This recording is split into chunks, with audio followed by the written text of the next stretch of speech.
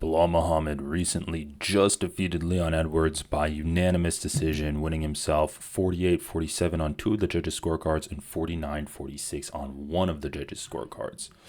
All three judges gave Leon Edwards round 3. One of the judges gave Edwards round 1. One of the judges gave Edwards round 5. And I agree with Clemens Werner's scorecard where Belal Muhammed won rounds 1, 2, 4, and 5, where Edwards just wins round 3. So let's get into it. How was everyone so wrong, including myself? And what really happened in this fight?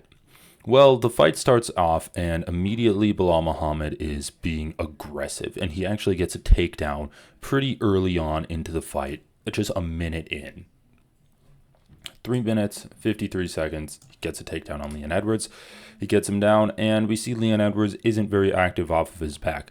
What he wants to do is hold Belal Muhammed tight to him with double underhooks, holding Belal's chest to chest here, limiting the amount of offense that Belal Muhammed can do on the ground. And this was something coming into the fight that I knew was going to be an issue, where it was going to be difficult for Belal Muhammed to land significant ground and pound on Leon Edwards, since he is a very good anti-wrestler. And we can just see this takedown really quick. Belal Muhammed, let's see how he actually gets in on the takedown on Leon Edwards. So he's striking. He's in front of him, throws a left hand, just goes in for the takedown. And this is something that coming into the fight, no one was really talking about. The fact that Leon Edwards, even though he has decent takedown defense, he gets shot on a lot. Colby Covington shot 10 takedown attempts on him. Kamaru Usman in their third fight shot 15 takedown attempts on him. Belal Muhammed, I don't know how many he shot on Leon, but he was able to get to Leon's hips a lot. And this is an issue that Leon Edwards has in all of his fights, where he can defend these takedowns, he can stop his opponents from submitting him, stop them from throwing fight-ending ground and pound on him, but he's going to be losing rounds when he allows himself to be pressured back against the cage like this and letting his opponents shoot and just push him into the cage. This is a winning position in the eyes of the judges. But Belal is under the hips, just lifts Leon up and slams him down. Pretty nice. So he's on top of him. He is throwing ground and pound like this. It's not very impactful, but Edwards is doing a good job of stopping it. What does Edwards do? He gets a butterfly hook with his left leg, and he starts to flip Belal, causing space, and then he uses that space to scoot back to the cage, stands up. Belal still has his seatbelt grip, but Edwards is able to rotate into him, fight the hands, break the grip, and then Edwards does this little habit that he has where whenever he gets wrestled by what a lot of people would consider to be the better wrestler, he tries to wrestle them back to prove that whatever you can do, I can do better. And surprisingly, in this fight, Leon Edwards did have some success with the wrestling. The one round that he won, in my opinion, round 3, he won by holding Belal Muhammad's back for that entire round. And we had some really interesting exchanges. This fight was fun in parts where in the striking it was close and in the grappling it was close. However, the fact remains that in the grappling, a lot of these positions were completely stagnant, where Belal Muhammed would have very long periods of time where he was just laying on top of Edwards. Edwards wasn't able to do anything, and vice versa, where Edwards was on Belal's back and Belal wasn't able to do anything. And so even though the grappling was close, and so was the striking, it was one-sided for the stretches where it stayed stagnant. So very close fight, but a very boring fight altogether. Let's continue looking at what happens here. So Leon Edwards goes for a takedown on Belal. Again, he has this little ego trip that he constantly has to prove that he's better than his opponent everywhere. But Belal has really good takedown defense, probably best takedown defense in the welterweight division, and he defends it. Leon is continuously trying to pressure Belal up against the cage. Belal's doing a great job of defending it. And eventually Leon does break away from the clinch here, throwing an elbow. So one thing that's interesting is that Belal Muhammed, I think his striking game improved, but also do not let analysts that predicted this fight wrong, myself included, tell you that Belal was better than we thought he was. Because if they tell you that, that just goes to show you that they weren't good at analyzing the fighter's skills before this fight happened, and it shows a mark of a poor analyst. Belal Muhammed always had good defense like this. He always had good offense like this. And the fact remains that this was actually a poor stylistic matchup for Leon Edwards, because unlike Colby Covington or Kamaru Usman, who are supposed ace wrestlers by trade, both of those guys really like to strike a lot of the time. And Colby Covington was coming off of like a 2-year long layoff, and his striking is atrocious. Leon Edwards was able to do a great job of controlling the distance between the two of them because of Colby Covington's lack of a decent striking game.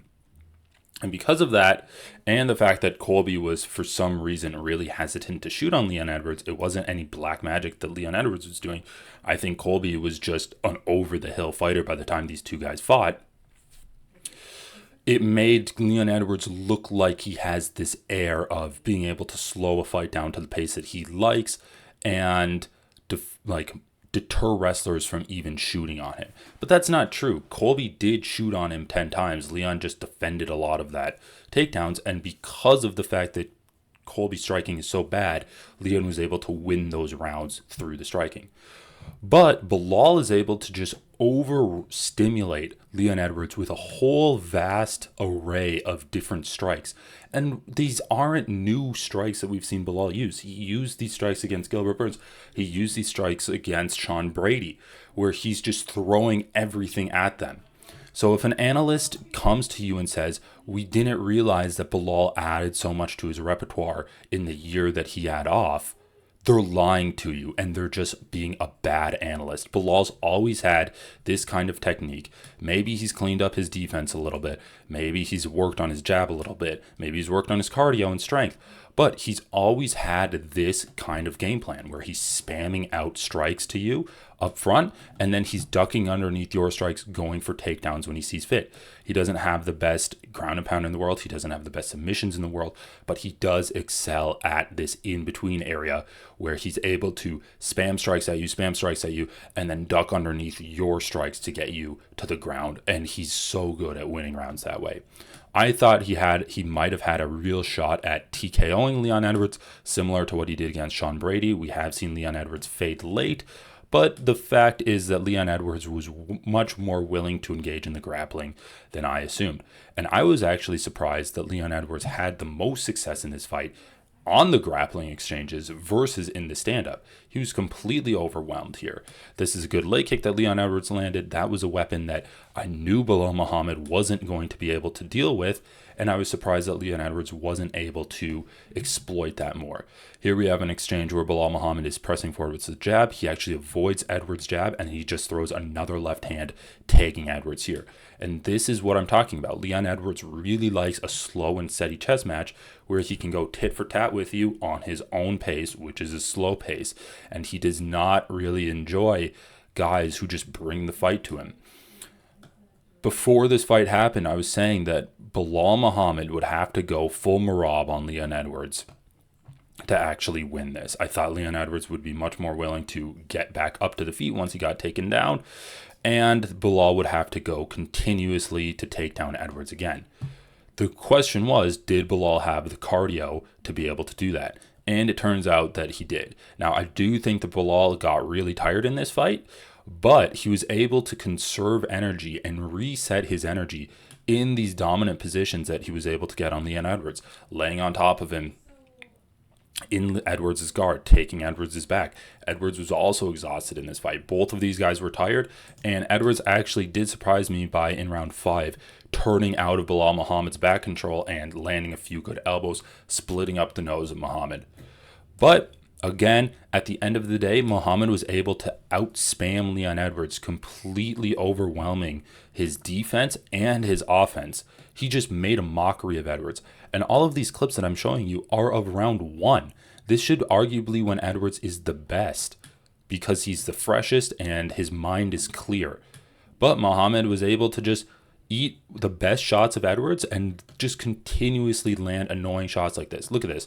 Edwards is using his footwork to skirt along the edge of the cage laterally, and Belal catches him with a left hook. Belal just threw everything he had at him, and it was enough to make Edwards wilt. I love this uppercut from Belal that he went to multiple times. Edwards has this little defensive shell going on here to block straight shots. What doesn't it block? Uppercuts. They go in underneath it and just connect clean on Edwards. This was a beautiful performance from Belal Muhammed. I know a lot of guys don't really like him for whatever reason. Maybe it's being Islamophobic. Maybe it's his personality's rubbing you the wrong way. I always appreciate fighters who use all of the tools at their disposal to get wins against their opponents. And that is the epitome of Belal Muhammed. Working constantly, working tirelessly, using everything he has to beat his opponents. And he is now the welterweight champion, whether you like it or not. Thanks for watching my breakdown of this video. Please like, subscribe if you want more content like this. And everyone, have a great rest of your day.